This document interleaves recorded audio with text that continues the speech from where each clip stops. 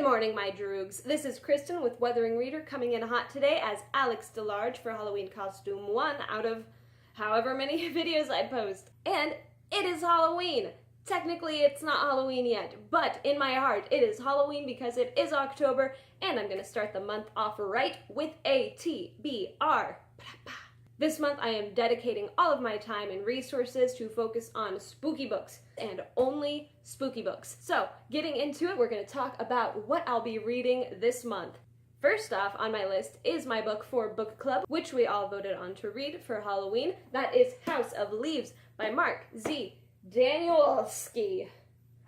Yes, this one is crazy. I have already started it. I'm like 100 pages in right now. And the best premise I can give you for it is it's a book about a documentary that never existed. And the documentary is about a family that moves into a new house, which is a very cliche start, but stick with me. The house keeps getting bigger on the inside while the outside dimensions stay the same. This is actually genuinely scary. This has kept me up last night. I had to start reading something way lighter just to make sure I didn't have nightmares, and that's very rare for me because nothing scares me. Books have never scared me before. So I'm really excited to get more into this and see where it goes, even though so far it has been like reading a textbook because the formatting is so wonky. Half of it's like citations, and it's good. It's gonna be good. I'm really excited about this one. So the next book I got was a total impulse buy because of the cover, because of the binding. Those are two things I'm absolute trash for. And that is Thornhill by Pan Smee, or Pan Smy. I can't really tell, it's just spelled S-M-Y. But anyways, this one looks beautiful. There's no dust jacket on it, so the binding is the picture, which I absolutely love in books. Not that I don't like dust jackets, I think they're very useful in their own way, but I like my pretty books. Anyways, this one had a very spooky atmosphere, you can tell from the front. The thing I'm most excited about is it is halfway told in drawings and halfway told in what it looks like to be journal entries.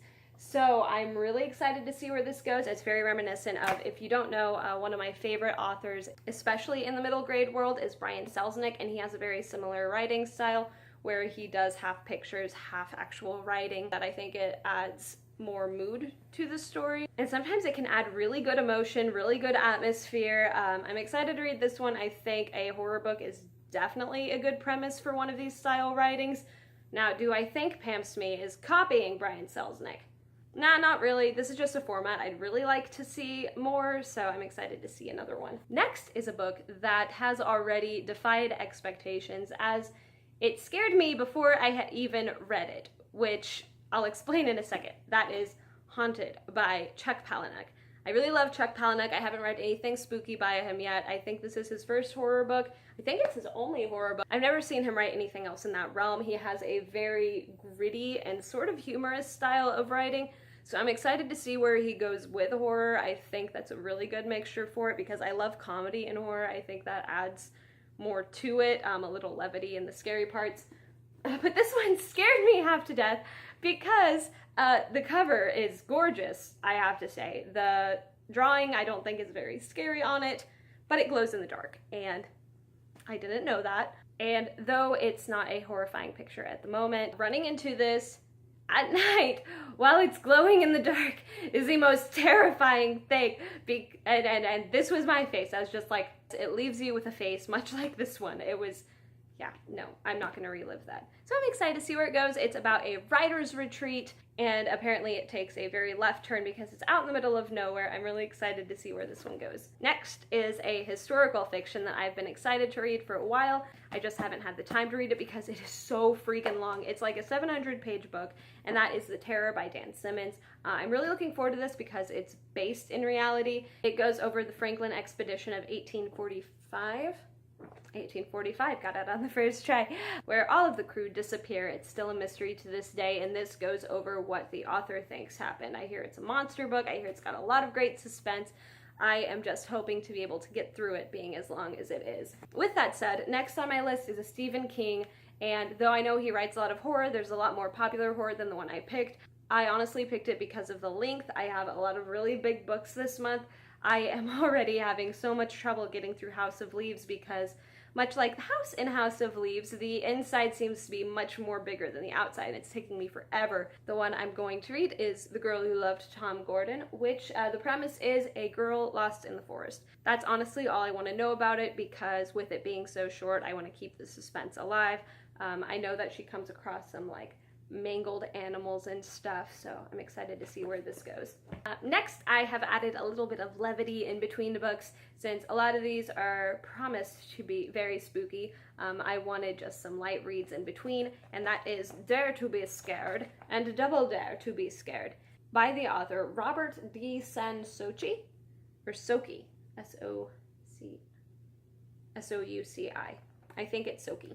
I picked these up because I absolutely adored the illustrations inside of them. They're just a bunch of short stories. I feel like they're probably going to be pretty creepy, but relatively lighter than the ones I've been reading. So I'm hoping these add a lot of levity, and I'm just excited to get into them. They look like spooky, fun, very Goosebumps reminiscent.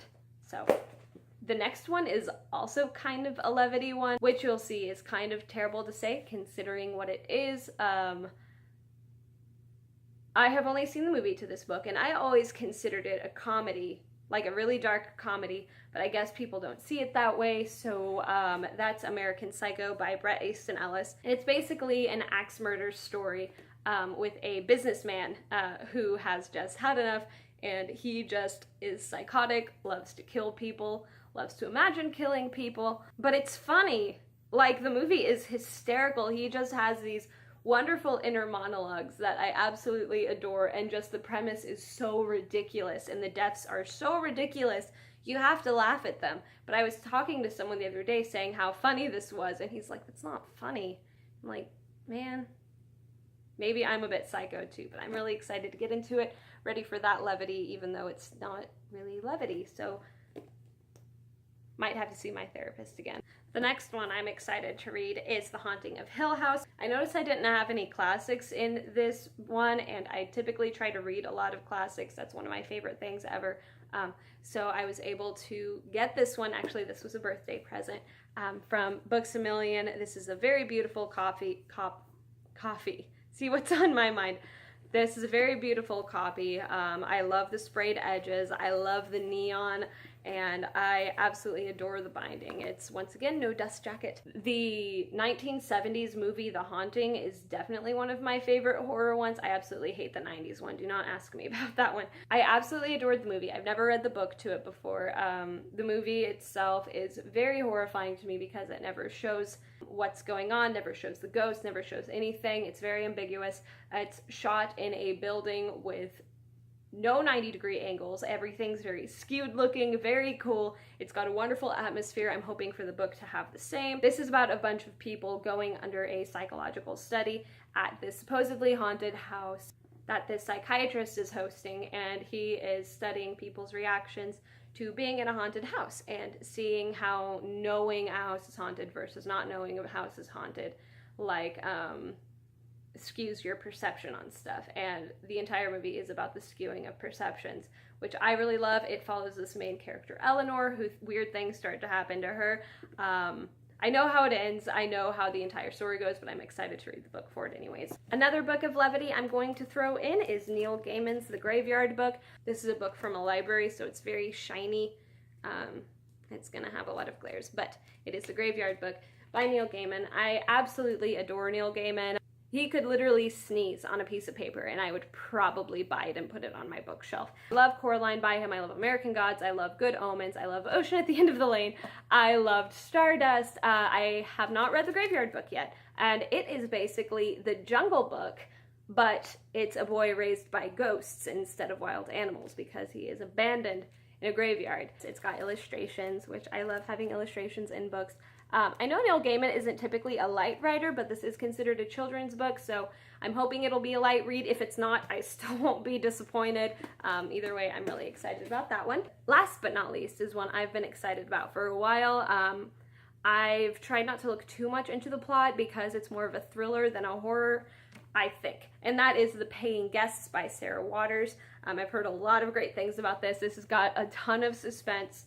I mentioned it in my book haul video already, but it is about a woman and her child who run a boarding house. They open up their house for strangers to stay in, and like I said before, I can see where that can go wrong very easily. I hear there may be some supernatural elements to it, but either way, it's a scary premise to begin with. I'm looking forward to reading this. This is another giant book that I'm really hoping to be able to get through.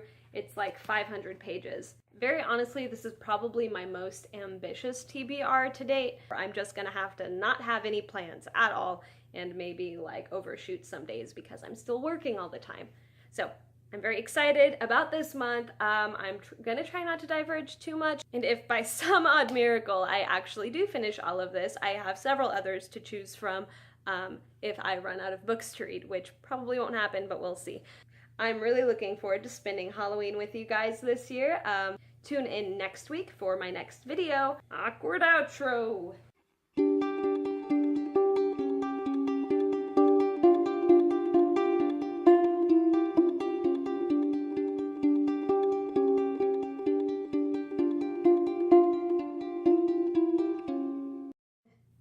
When you're afraid to start filming because your neighbors are outside and you're using natural light.